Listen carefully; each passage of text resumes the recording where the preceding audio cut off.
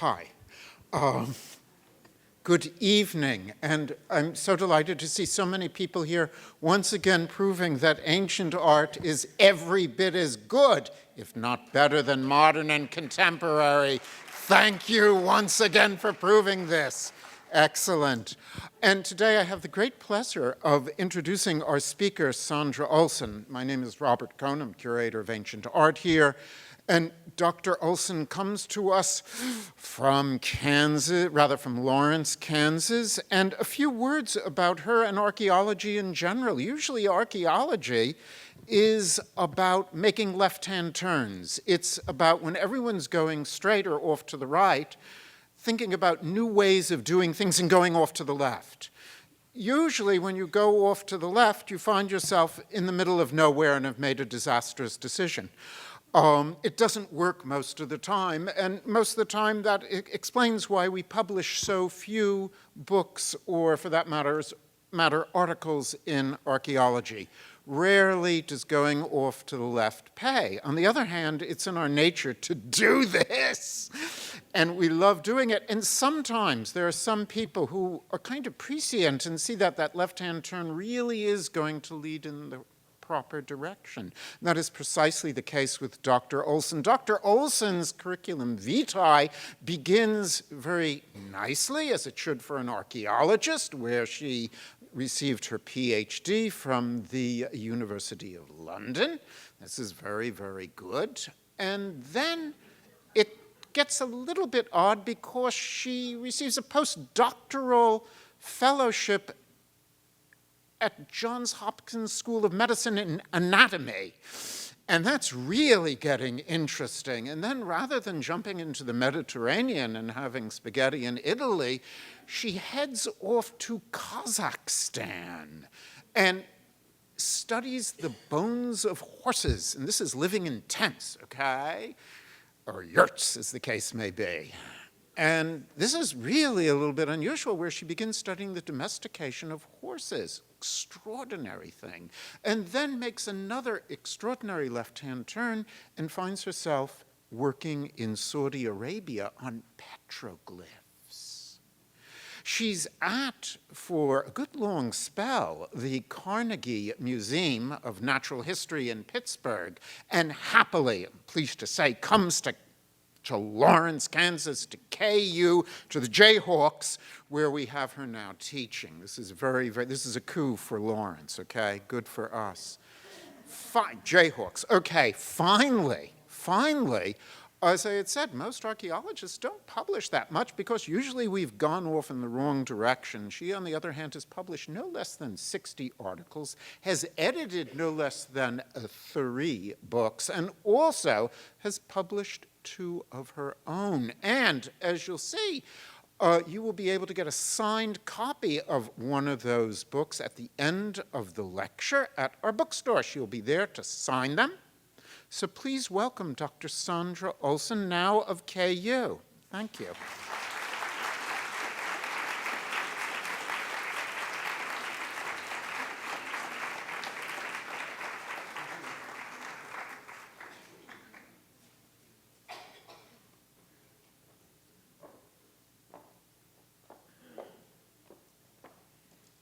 Wow, thank you, Robert, for that very inspiring introduction. I feel like I need to get out there and get to work.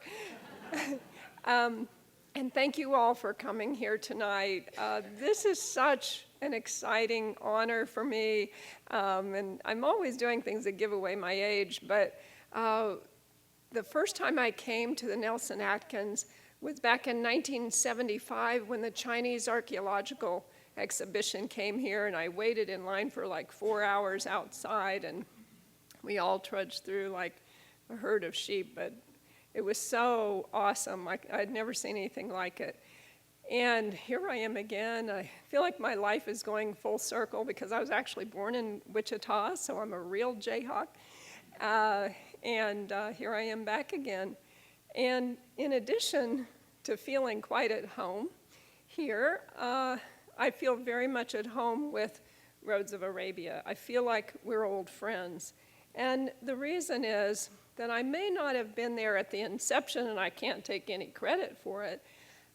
I was there in its infancy, because the first time I went to Saudi Arabia in 2009, I was working on an exhibit on the history of the Arabian horse for the Kentucky Horse Park in Lexington.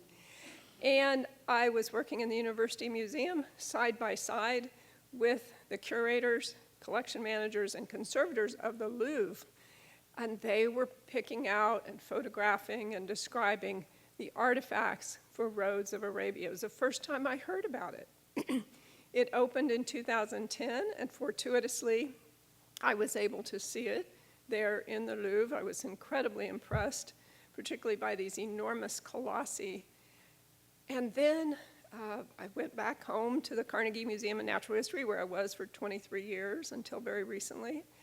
And they had the debut in North America at the Sackler Museum in Washington, and I was invited to go to that. And then, I couldn't believe my good fortune, they decided to allow it to come to the Carnegie Museum of Natural History, so it was there last year. It opened in June last year. And then, of course, I just had to move to Kansas because it was coming to the Nelson-Atkins. I had no choice. It's just, that's the way it is. So I feel like it really is an old friend.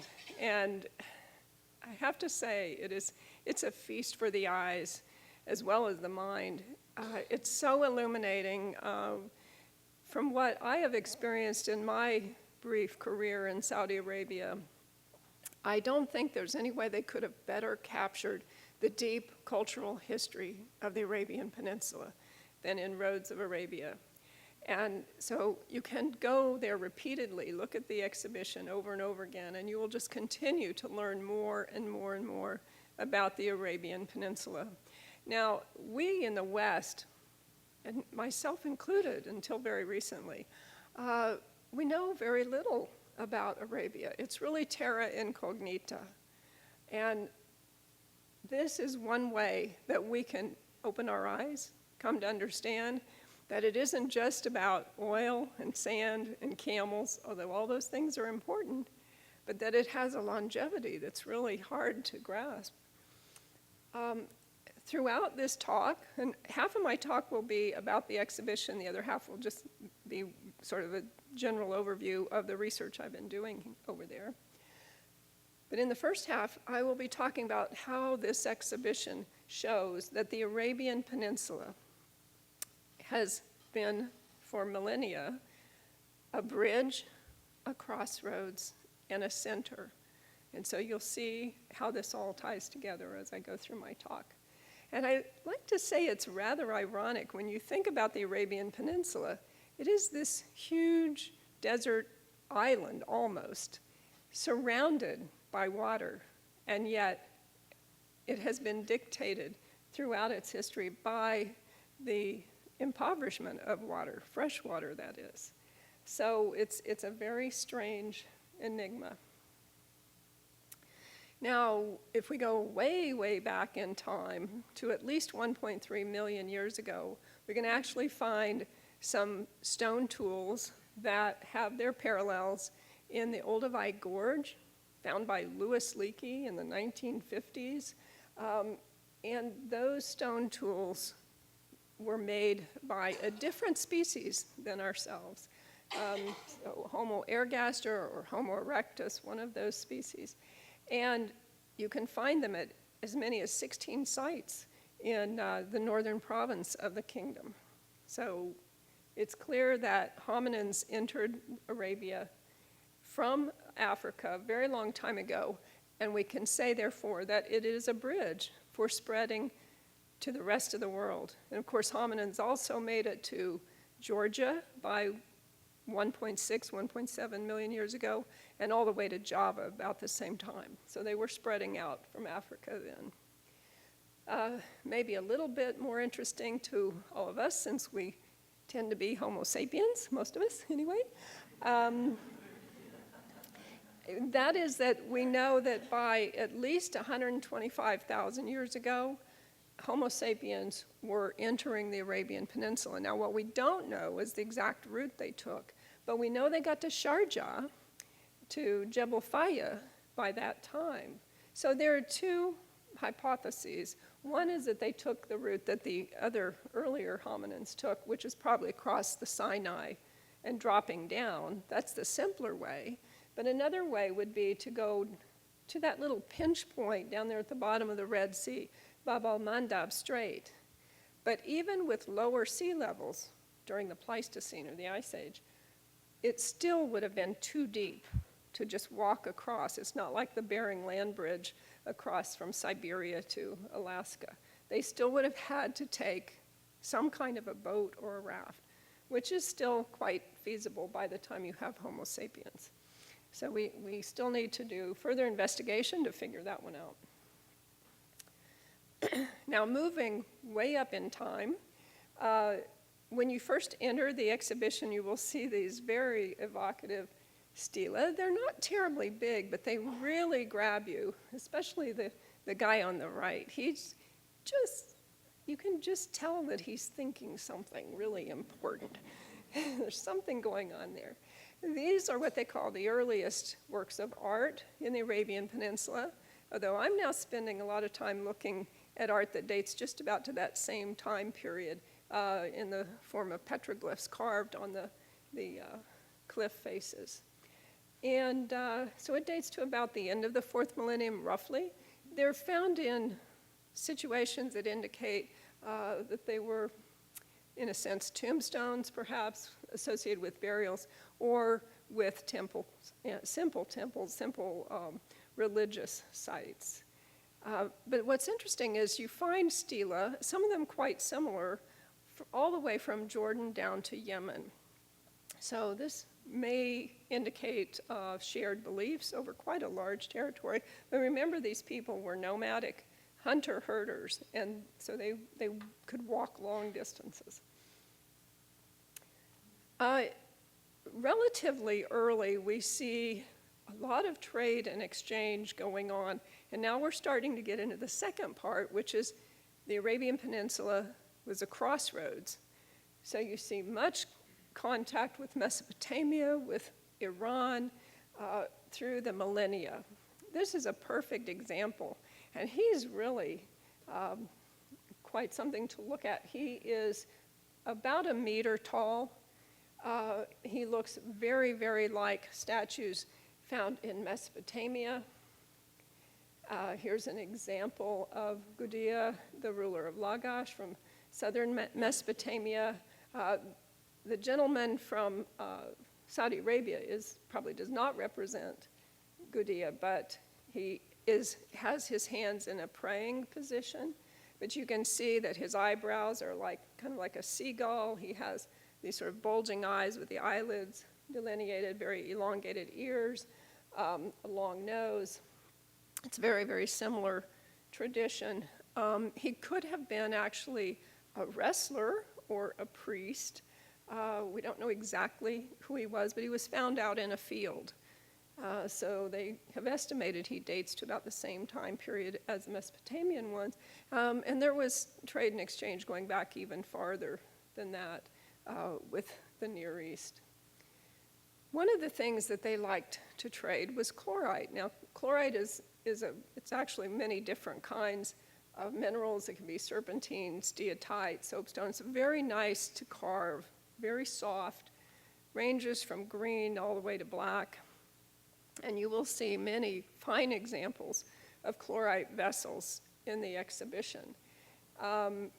These mostly come from Tarout Island, which is on the Arabian Gulf, or Persian Gulf as we call it, in the north. And it's amazing how many of these have been uncovered. Now, there are just limited resources for chlorite, and one of the biggies is in southern Iran, where they had quite a production of it. But we think probably that these were made locally and that they were importing the chlorite as a raw material, either from Oman or Iran. So again, a lot of trade and exchange for raw materials as well as finished products.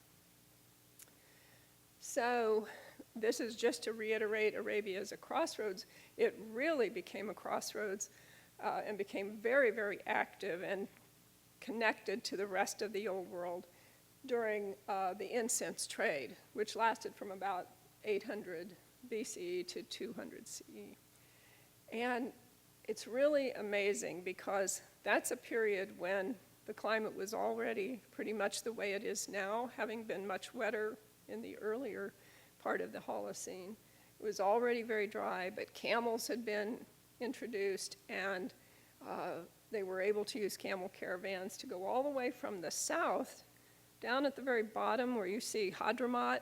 That area was rich in frankincense, myrrh, and other aromatics, and frankincense was really more valuable than gold because you could find gold sprinkled all over the world. But frankincense, only the tree, Boswellia, only grew in Somalia, Oman, and Yemen.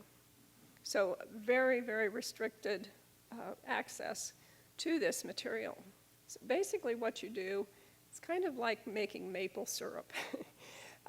You cut the bark, you collect the resin, then you let it dry. And you can transport that long distances and use it as a wonderful aromatic for, nice perfume for the royalty, also incense in various religious ceremonies. And it became incredibly precious and valuable to the Greeks, to the Romans, to the Egyptians, in India, all the way to China. So this trade became the oil of its time. So Arabia didn't just have one resource that made them rich, it had many. Now, I don't put this up here because I'm going to test you. Don't worry about that. I'd probably fail that one myself. But what I want you to realize, if you looked at a map of the Old World, geographically, the Arabian Peninsula is very centrally located. So you've got Africa to the west, you've got the Mediterranean there to the northwest, and you've got all of Asia to the east. It's really smack in the middle of everything. There was a lot of conflict and commerce through time between these very well-known empires that you see on the left, the outside forces. You can recognize all of these names, right? And the internal ones, which, only if you're an expert are you going to look at these names and say, oh, yes, of course. So basically what this says is, thank goodness we have Roads of Arabia, because the West needs to be educated. We need to realize that Arabia was very central for many, many millennia. And so we need to learn the names of these cultures eventually, but I won't test you today. Okay, so what I will do is point out some of the important centers along these routes. And basically, where there was an oasis, where there was a source of water for the people as well as for their herds of cattle or sheep and goats, you would find a settlement. And it might be right on the edge of the desert, like Taima, which was very close to the Nafud, and Madain Salah, Dedan, and all the way down, Qaryat al-Fal, down in the south, out in the middle of nowhere. I mean, you just wouldn't imagine there would be an incredible city there. And then Taj, and then Tabrut Island, which I mentioned earlier, is up here in the east. So you can see how these trails, they start down in the south, where you find the frankincense, and they head up east and then go on to Mesopotamia, to Iran, and then on to India, China, and so forth. And then they come up north, and they bump into the Silk Road. And Damascus must have been the happening place, because you have the Silk Road, which runs east to west, running into the incense route, and all kinds of merchants bringing goods from everywhere. And religions and languages and technology all being exchanged back and forth. Just must have been incredible.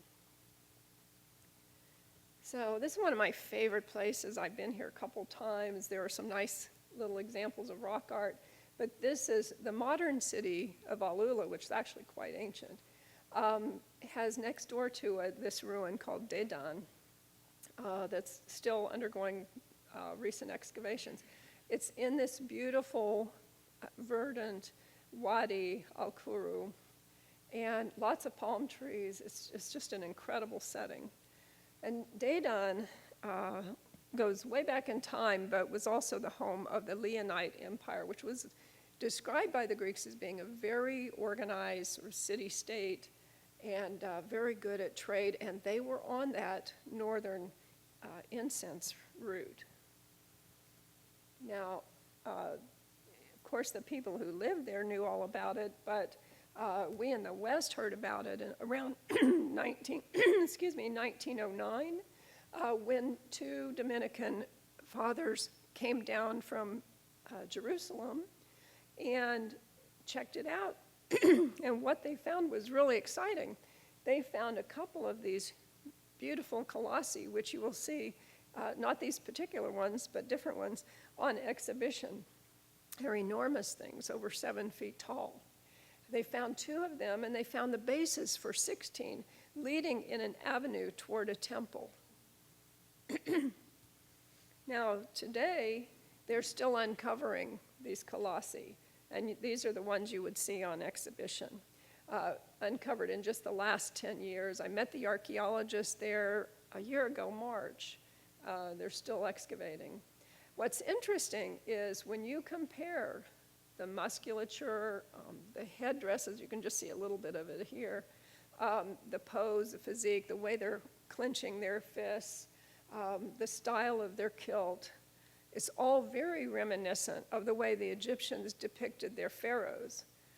But ironically, it didn't necessarily come straight from Egypt, although they had regular communication with Egypt.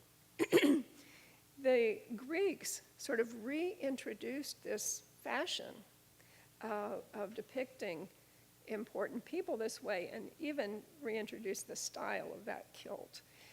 And they brought it to Syria. And it's probably from Syria that the Leonite people got the idea of wearing kilts like this, unless they were just already wearing them anyway. So it's very interesting how these ideas are exchanged back and forth.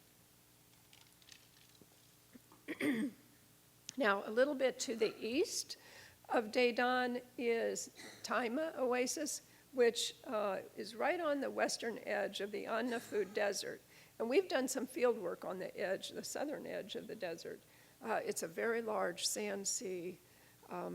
It's been crossed by explorers a few times, but it's pretty dry place. So when you get to Taima, you're quite happy to be at the oasis.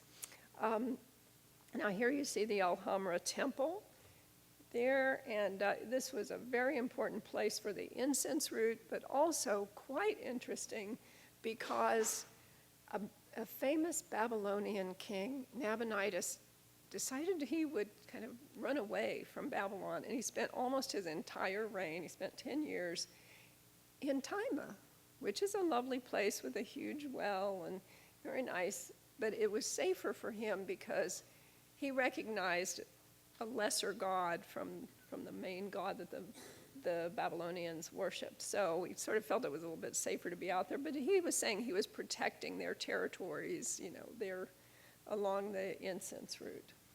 So quite interesting person. And as a result of that, although you don't find a lot of obvious Babylonian artifacts, there are some inscriptions, there are a few things that point to his being there, including a nice petroglyph of a horse that looks very Assyrian or Babylonian. But you see this Al-Hamra cube or altar.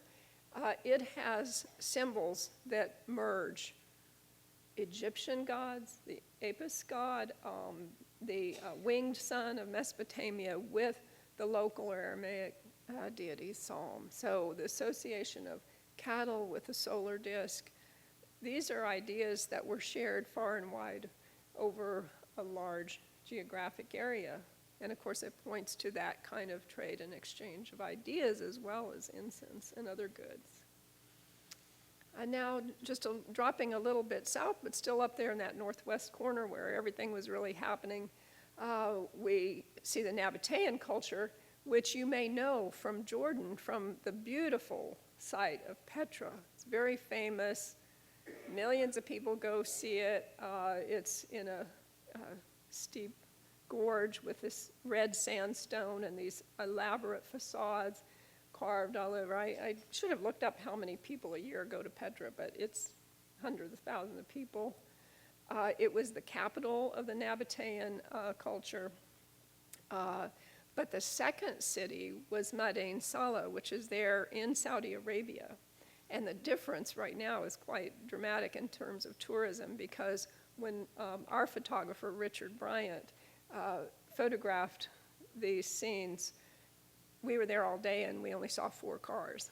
So he had no problem with people getting in the way. It's a little busier now because they put in a parking lot. They're really ramping up tourism now, so it's great.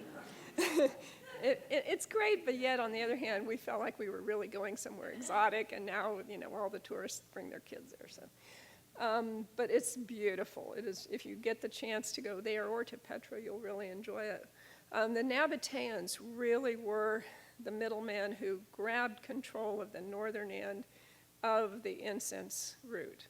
And so anything going or coming to Damascus, Basra, Egypt, Greece, almost certainly had to go through the hands of the Nabataeans. So they got quite wealthy trading goods back and forth. And you can see on the right, you can see the niches in these tombs for the bodies. Not a lot has been found inside the tombs because they've been plundered over the years, but now the Saudi Commission for Tourism and Antiquity and the University of Hayil, they are doing professional excavations with a French team of the residential areas. So some interesting things will turn up there. And then dropping way down to the south, we see Qaryat al-Fao, which if you follow the trade route that heads out to the east to Taj, to the Arabian Gulf, or the Persian Gulf as we call it, and Iraq, Iran, you see that it branches down here around Najran, where we've been doing a lot of field work, and it heads up this way. And there is a city there called Qaryat al-Fao, which you wouldn't know it today, but the people who lived there called it the city of paradise. It's a bit of a stretch, isn't it? But wait till you see the artifacts that you can find there. Okay, this is one of the wall paintings that shows a banquet scene. There's a man lounging on a sofa there, and he's got a cup in one hand. We can only imagine what some kind of libation he's drinking there, and the other hand is holding the halter of a horse that has a really elaborate bridle here. And there's a woman here, or possibly a goddess, who's got lots of jewelry and a crown, and a servant here who's carrying a vessel. So it's a pretty nice lifestyle. I can see why they called it the city of paradise. Why was it paradise? Because they're right there in the middle of that trade route for incense. And as I said, it was more valuable than gold. So they had access to all kinds of Greco-Roman artifacts and gold and bronze and gems from India and so forth. So here's one of the things you'll see in the exhibit, and I'll just give you a little hint. This is my favorite artifact. It actually went into the Kentucky Horse Park exhibit that I was the curator on, and the Louvre had to have a cast. But you'll see the real one here. So it's really, really nice. So what this is a finial or a fulcrum that goes on the edge of the armrest of this little couch, which actually had a man's body resting on it in his tomb. You can see the legs of the couch here. Now, this is a beautiful Arabian-looking horse. We see a lot of images of Arabian horses in the rock art. You can't really tell it here, but if you get a chance, go up close and look. This is some kind of felid. It's probably a leopard skin that has little eyes and ears right here. So because it has a leopard skin around it, they think it may, this couch may have the symbols that are associated with Dionysus. And they believe this is probably Artemis or one of the female worshipers of Dionysus. So this is really a beautiful piece, very detailed. The question always is whether these were made locally or they were made in Greece or Rome or some other place. This one I would tend to think was not made locally, but until you do chemical tests and all of that, it's difficult to say. We don't know what kinds of craftsmen might have been traveling along the route as well. This almost certainly was made in the region, in the Arabian Peninsula. There are many examples very similar to this in Yemen. We don't really know if it's a male or female. There have been arguments both ways. But it was on a life-size statue. So again, this is really interesting because you can see the connections with Yemen as well as Greco-Roman style hairstyles, and so forth.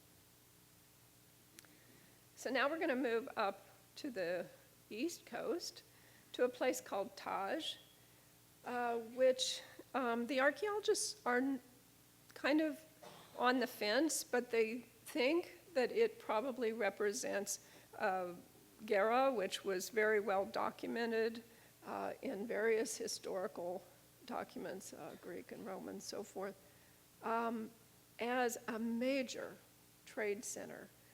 Very interesting place. It was described as the houses were made out of salt, basically. It was near the coast and in an area that was just basically a big salt plain, and they would build the houses out of salt, and the only way they could keep the walls from flaking off was to pour water on them. So it sort of looked like sort of melted salt cubes. But they were really in an ideal spot where you could transfer all of these goods to and from camel caravans to the ships that were sailing out in the Arabian Gulf. So what you see in the exhibition are just incredible things, and some of my favorite things come from the burial of a 6-year-old girl. This mask was on her face. She had gold and jeweled necklaces on. She had rings. She had rubies, pearls, turquoise from all over, from India, from various places. And she was surrounded with little gold foils that had images of Zeus. She had images of Artemis. So what's interesting is, was this girl Greek? What was her ethnicity? Because of the heavy Greco-Roman style shown in this. But the other thing that's interesting to me as an anthropologist is that she was 6 years old, and her grave was just incredibly well embellished with all of these rich goods. And what that would tell us is that by the age of 6, she had already achieved a very special status, what we would say an ascribed status rather than an achieved status, because she hadn't lived long enough to have really earned that status. So she must have been born into a royal family, but we don't know a royal family of what culture. Was it from the Gera culture or Greek or what? So now switching gears, we can also say that Arabia has been for a very long time a center, a very important center, and still continues to be today, and that is the center of Islam. It's where Islam was born. So, of course, people worship in Mecca and Medina, and you will see some exquisite artifacts that represent Islam in the exhibition, including these enormous silver gilt doors that were there from 1635 up to around 1947 on the Kaaba. You can see in the photograph that they're still in place there. So I just want to say that it's a very moving experience for me, but imagine for the visitors who come here who are Muslim. And I know when it was at the Carnegie, the thing that moved me so much was that we were bringing in people who probably had never been to the Carnegie Museum of Natural History before. And it was such a wonderful experience to see the young Saudi children who were there because their dad was in college at the University of Pittsburgh or Carnegie Mellon University, and they probably were not going to see anything about their own cultural heritage except for the fact that they could go see Roads of Arabia. I sound like a commercial, but I do love this exhibition. I really do. It's amazing. So of course, you all know that every good Muslim, if they have the opportunity, if they are able to, should make the Hajj at least once in their life. And what you will see in this exhibition is many, many examples of artifacts associated with that long trek. And you can see there's a parallel too. Many of the routes that were taken by the pilgrims are basically identical to those caravan routes used during the incense trade. So you'll see examples of incense burners, not surprisingly. Quite a few tombstones from Al-Mala cemetery. They have beautiful inscriptions in different scripts, and they're amazing just from a population study background because they tell where the person who died there came from, their city of origin. It often tells their occupation. And so we can get an idea of the people who sadly were en route or were leaving Mecca and passed away. It was a very strenuous trip. And you can imagine being on one of these caravans and you walk more than you ride. So it's quite difficult, particularly for the elderly or the infirm. And then, of course, some of you have probably seen and can see Lawrence of Arabia. If you get the chance, I definitely recommend coming to the Nelson-Atkins and seeing that. Because what we tend to think of with Saudi Arabia is that the kingdom is all about oil, and we don't think about the ancient history. But the modern day kingdom certainly has its wealth in the oil that was discovered in 1938. But even before that, King Abdulaziz united the kingdom, brought all these tribes together, and what's miraculous is that it's held together for so long. And so there is a great future, I think, for Saudi Arabia, as well as an exciting history.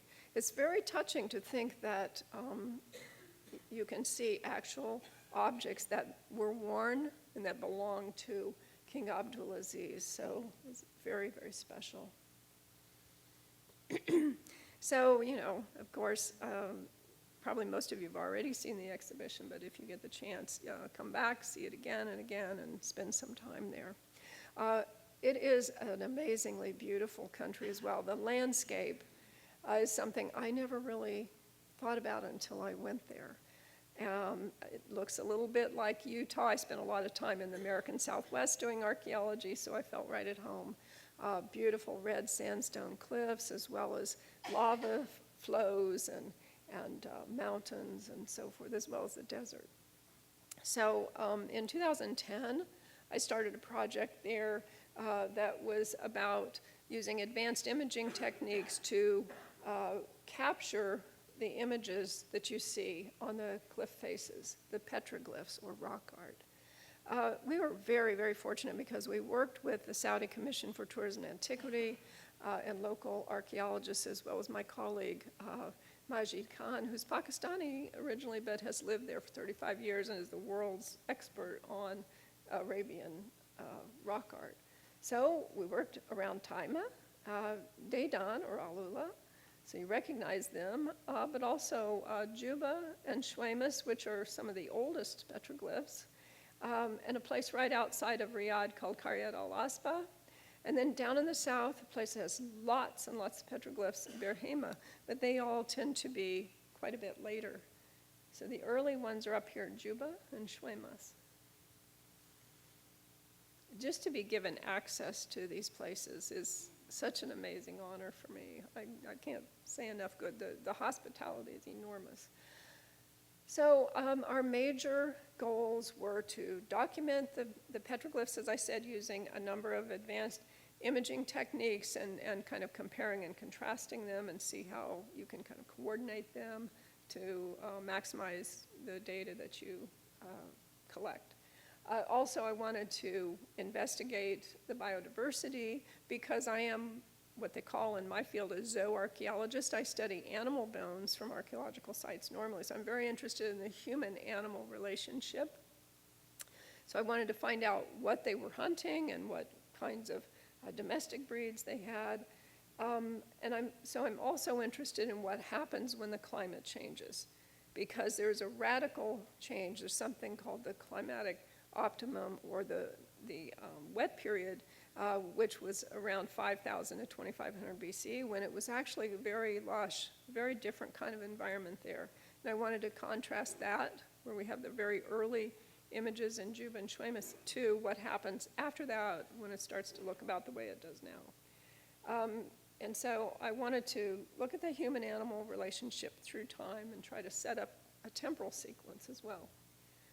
So these are the techniques that we used. GigaPan was invented for the Martian rover by NASA and Carnegie Mellon University, which was right next door to the Carnegie Museum of Natural History in Pittsburgh. Something called reflectance transformation imaging, thankfully abbreviated to RTI, and 3D laser scanning, night photography, and Google Earth. We do really long days. So we start about 7 in the morning. It takes us a while to get out there and for the guys to get breakfast, for us to do our shopping, fill up the gas, put air in the tires, and so forth. And then we get out there and we work all day, except a little break at lunch, and then we work till 10 o'clock at night. But most of our best images come at night, actually, using these techniques. So GigaPan, just to put it simply, it's called GigaPan or gigabyte images.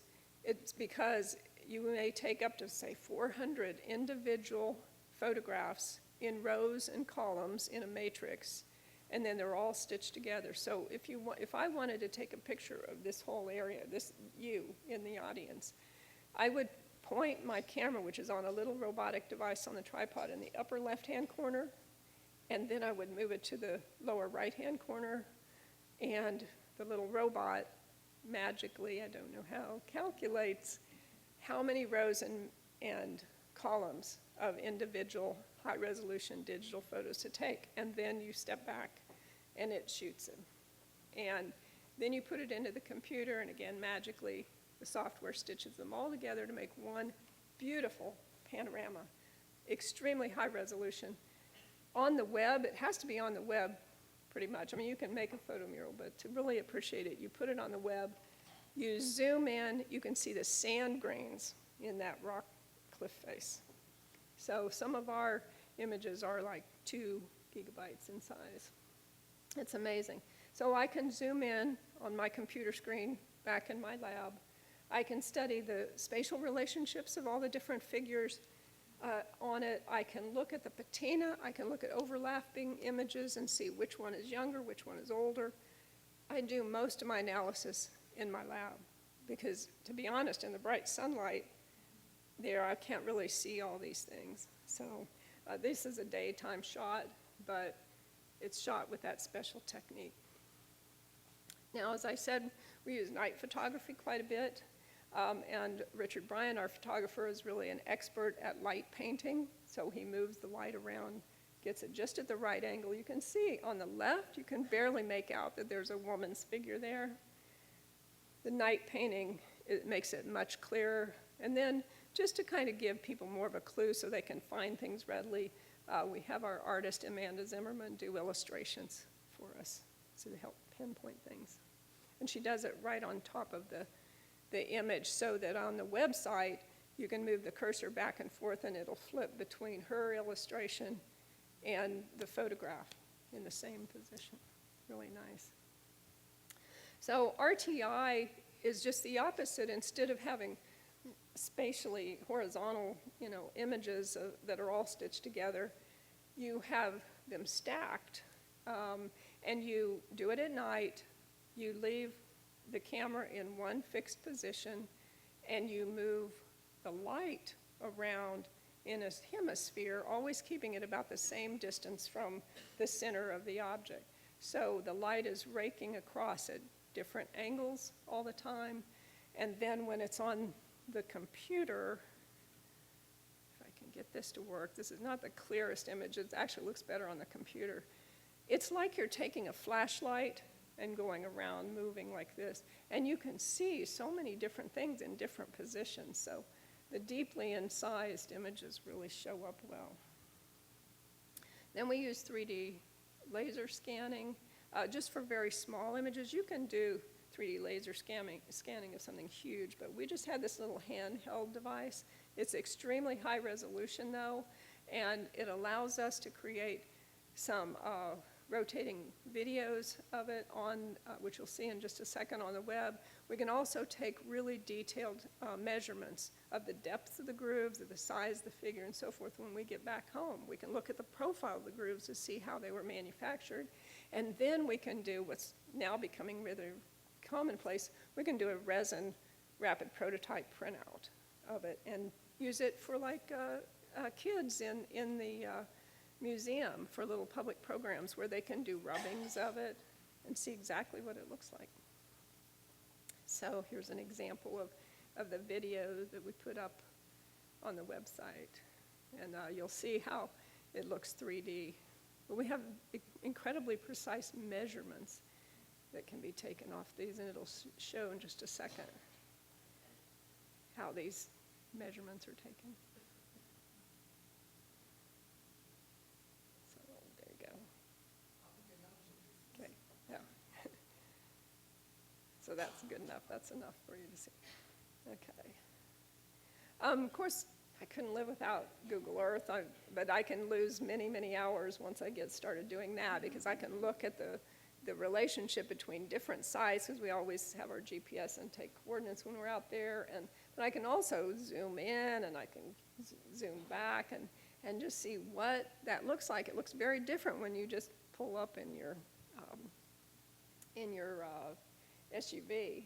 So we can really get a better idea of what the topography is like and the distances from kind of a bird's eye view. So it's great. Now, the biggest problem with rock art is that you cannot radiocarbon date it. I mean, there are all kinds of techniques that people have tried, really fancy ones.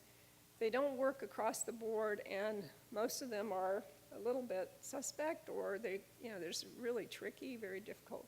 So basically, we have to say, at this point in time, we can't date rock art unless somebody very kindly wrote a date right there on it when they made it.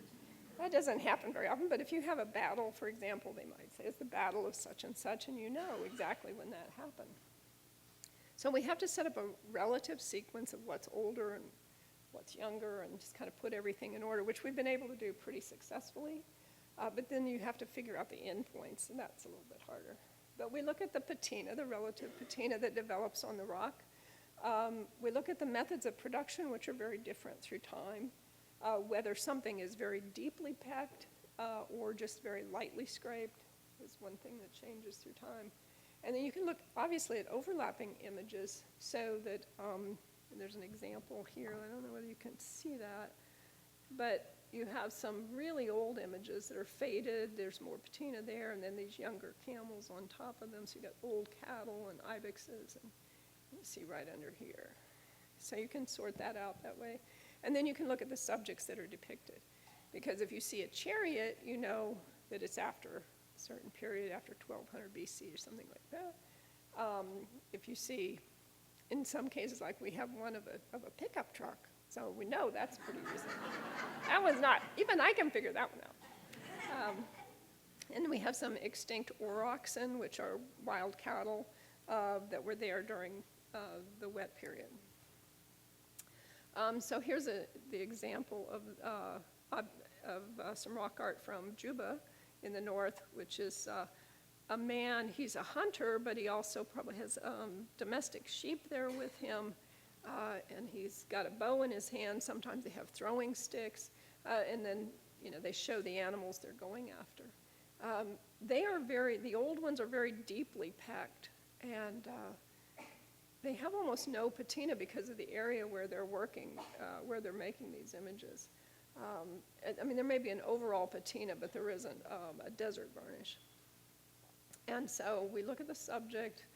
They have a lot of aurochs images, which are these wild cattle with enormous horns that are being hunted, and the onager, which is the Asian wild ass, is hunted by them.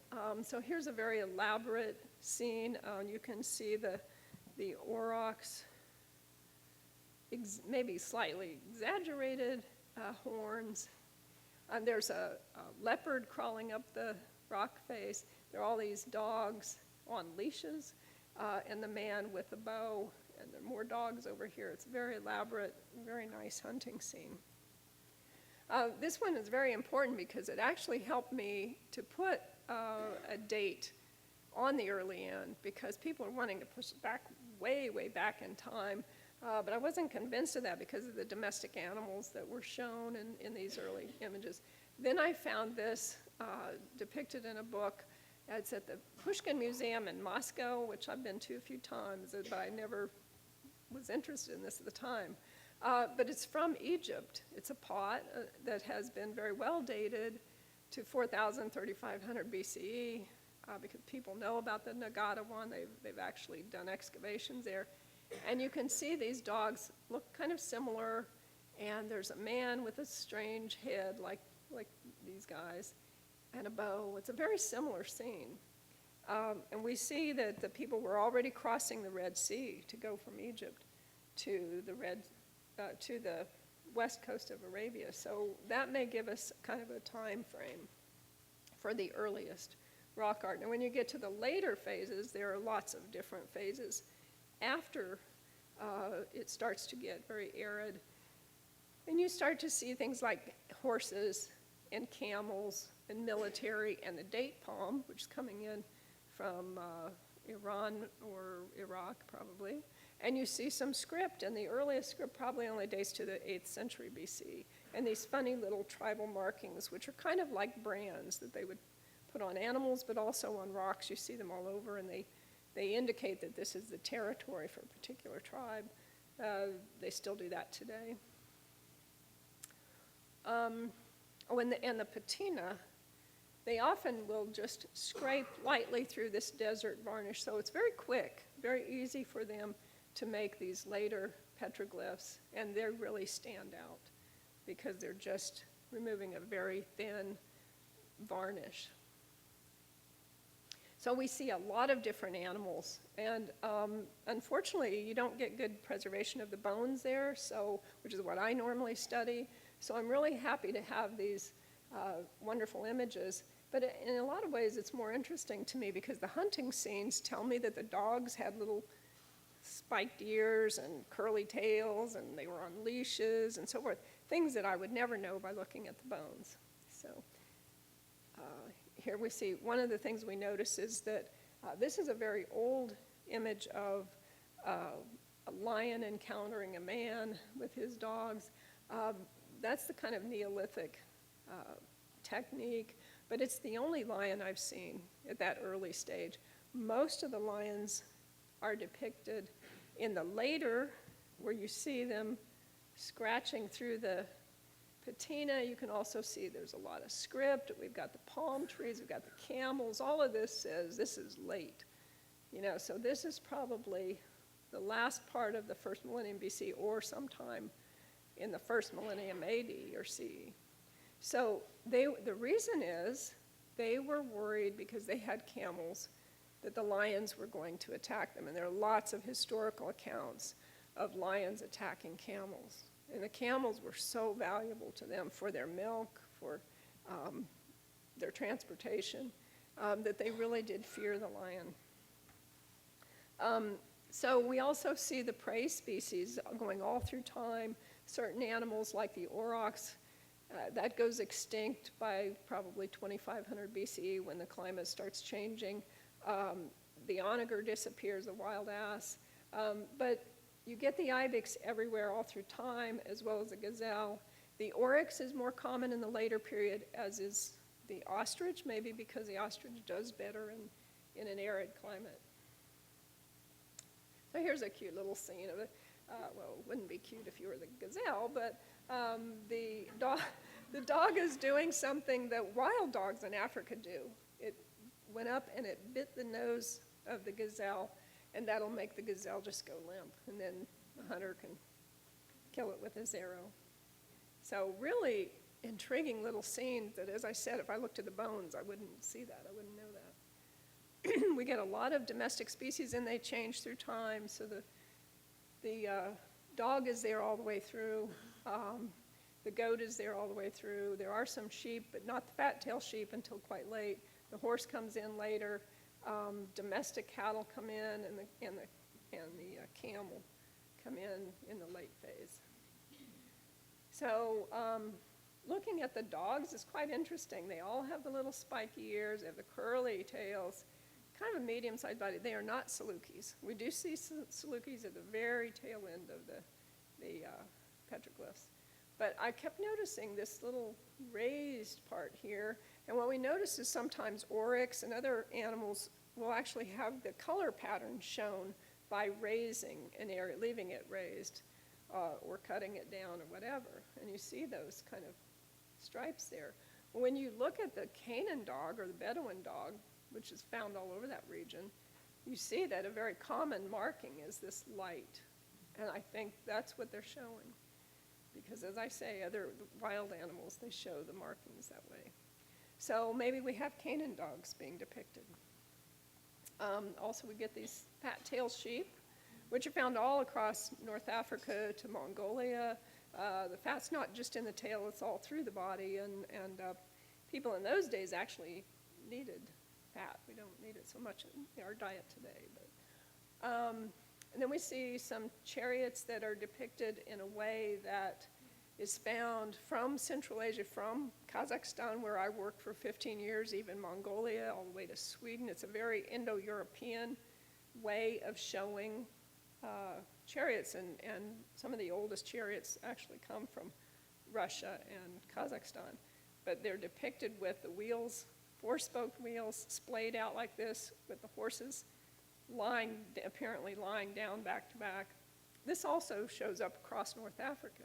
And the question is whether these people in Saudi Arabia actually saw horses and chariots, living horses, or whether this was just something that, an idea. It's almost like a hieroglyph, the way it's depicted. It's very standardized, very different from the way the Assyrians, the Babylonians, the Persians depicted, and the Egyptians depicted the chariot and the horse in profile. But it was first noted by Julius Uting, a German explorer, in 1896. On our second field trip in 2011, we basically went everywhere looking for just images of horses for the British Museum exhibit, from Arabia to the Royal Ascot. And so it's very clear when you get Arabian horses. You can see the concave facial profile, the very powerful arched neck, the short body, well-sprung rib cage, and the high tail carriage that are typical of the Arabian horse. But they're not all that early. They're found in Egypt about 1450 BC in the tomb art. Here they're always associated with Talmudic script, which is an ancient Arabic script that isn't known before the 800s BC. So compared to 1450 in Egypt. The Arabian horse may have been developed as a breed along the Levantine coast and perhaps in Syria because of its endurance and ability to pull a chariot in a very hot, dry climate. So then we get into the very late phases It's mostly battle scenes and goddesses that are associated with the battle scenes. We see a lot of armor. Here you'll see, I'll show you a close-up of this camel with a saddle. So this helps us to put a kind of ballpark date on it because camel saddle's only known from about 500 BCE. So we're trying to get more accurate dates, but this is down around the Yemen border. There were lots of battles down there, different people all the time. So we're trying to find someone who's an expert on Arabian weaponry and armor and see if we can't narrow this down just a little bit.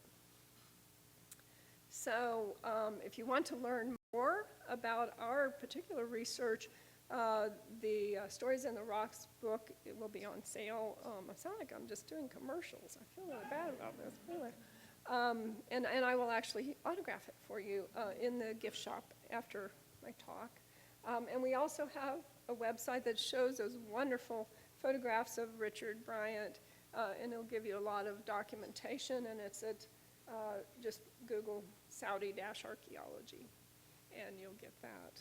And so I just want to thank Prince Faisal and Princess Adila have supported our research, but also the Saudi Commission for Tourism and Antiquity, which is run by Prince Sultan, and my team, Majid Khan, Richard Bryant, the photographer, and my husband, Chris Beard, who is a biogeographer and paleontologist, as well as the Carnegie Mellon University, who helped us so much with the gigapans and other imaging techniques.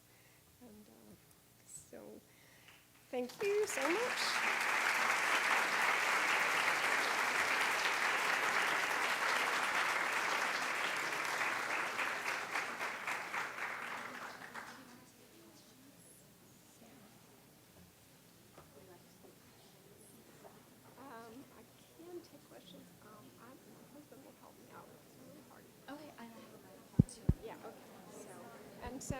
Hello.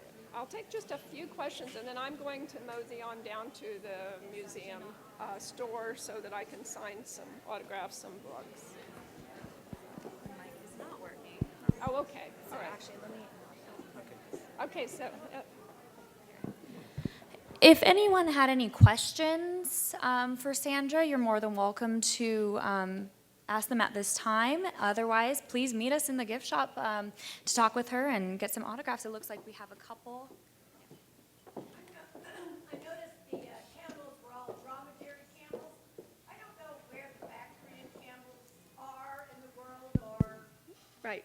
That's a great question about the difference between the distribution of the Bactrian camel and the dromedary. And actually, they kind of merge in Central Asia, in Uzbekistan and Turkmenistan, and you can get actually hybridized ones. And I've seen them there, and they have either like 3 humps or one big blob. But for those of you who don't know, the dromedary, you can always remember this, D has 1 hump, Bactrian has 2 humps, the Bactrian camel has 2 humps.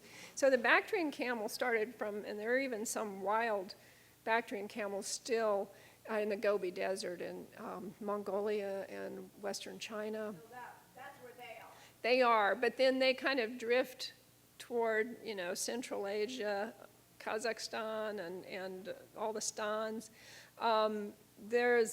We really, if I had another 50 years on me, I'd be studying camel domestication. So it's very tricky about the dromedary because I've only seen one sort of Neolithic example of a dromedary camel in the rock art, but primarily they don't show up in the Arabian Peninsula until maybe 1100 BC, something like that. What they come out of, nobody knows. There's not like a good fossil record for dromedaries, but they're taller, they're more adapted to a hot climate, so they've got longer legs, a very thin coat. They really don't harvest their hair the way they do for the Mongolian ones, which have a lot of camel hair on their neck in particular. They're very different kinds of beasts, but that's a great question. Thank you. Mm-hmm. During the height of the incense trade, probably prior to the big empires coming in, like the Persian and Greece and so on and so forth, would you say that the majority of the tribes in the Arabian Peninsula pretty much would be more sedentary or nomadic? Yeah, mixed? How was it there? I think that's a great question. Are the tribes more sedentary or nomadic? And I would say, going through time, there's been a tendency, even going back to, well, first of all, the hunters would have been all nomadic. They would have been moving around, trying to, going from oasis to oasis and catching, hunting the herds there, of the wild herds. But then they become pastoralists, and they've got sheep and goats and cattle, and they're getting that from the Near East, from Iraq and Iran, that area. And they're still having to be basically nomadic. There are always going to be some sedentary peoples, like fishermen right along the coast.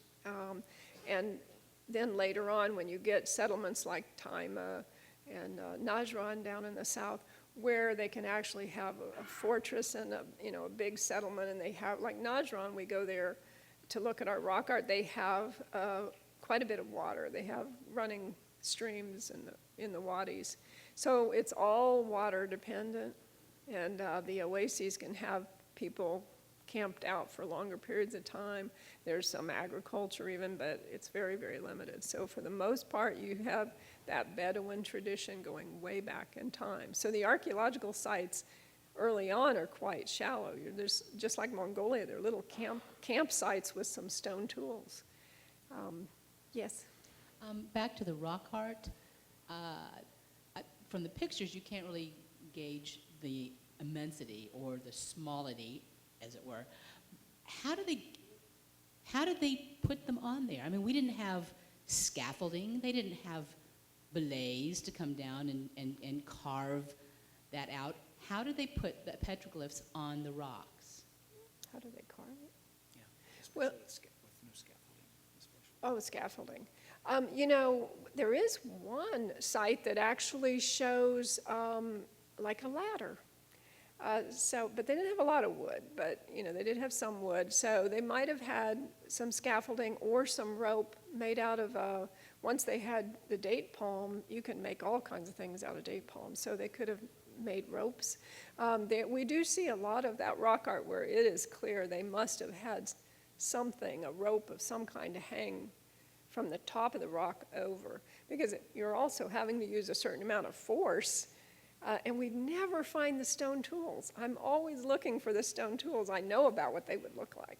So they would be gravers, which are kind of pointed stone tools, and they would be hammer stones, which are kind of round for the pecking. But yeah, some of them are very difficult to access, and some of them are quite easy. You can just stand on your feet and do them. But many of them are up quite high, as our photographer could tell you, because he's always in these precarious positions with his tripod and standing on some little tiny rock, up 30 feet with his tripod and all of his equipment. But so I think they probably had maybe not so much elaborate scaffolds as some ropes of some kind. Yes, behind her, yeah. My wife and I spent some time over in Saudi Arabia, and two things have struck me. One is that as we would go through the desert, we would see little circular, I'll say, Stonehenge. I don't know if you've ever come across those or not. They would seemingly be along some animal trails or perhaps along the camel trails. And they would be probably about 50 to 60 to 70 foot in diameter, but they would be set up.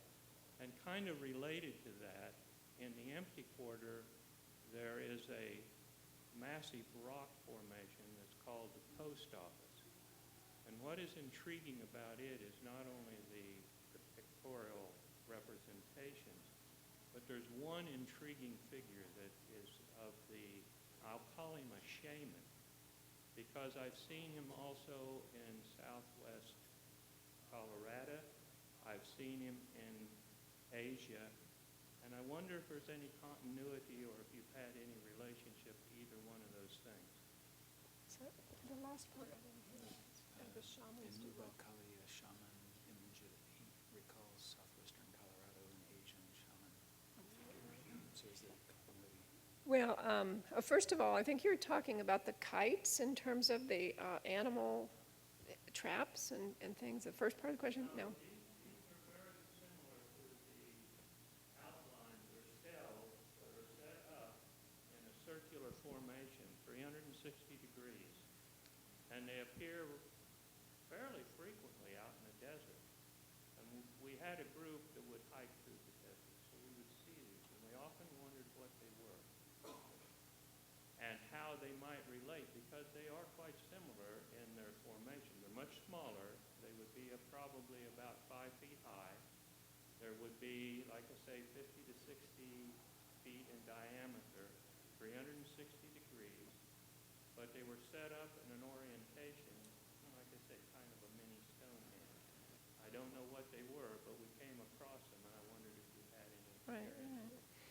You know, there are a lot of really peculiar things out there, and I worked in Mongolia. It reminds me a lot of that. There's all kinds of things on the landscape because you have a lot of rock and you have very little vegetation, and people are kind of playing with the landscape in interesting ways. So we see stone circles, and whether they have any graves under them or whatever, I don't know. Then in the very north, there are these stone slabs that sort of stick up like this, kind of spikes. Then there are these things called kites, which are probably for driving animals, but that's something different from what you're talking about. So I don't know, there's a lot of different things going on. And some really bizarre things that can be seen from Google Earth that one gentleman has found a lot of these things, and I don't know whether they've been ground truth by people going out and actually looking. The other thing about the shamans, interesting, the ibex is the most common animal that you see in the rock art, and they have these incredible crescentic horns, and you see this everywhere. They're very common in Mongolia, very common in Kazakhstan in the rock art, and in southern Arabia, we know that the ibex is associated with the moon god because it looks like a sickle moon. The horn, the shape of the horn.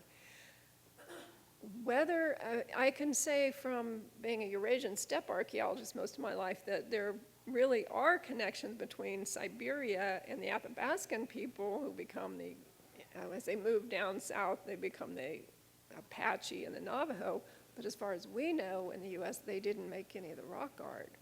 I think that there's just kind of a similarity between nomadic hunters and herders and looking at their environment and depicting things. The sun is always like the chief god, and you can see the sun, the moon, things like that, that you see really strong parallels. So we always have to be careful about, is it a real connection or is it just seeing the earth in the same way? So it's tricky.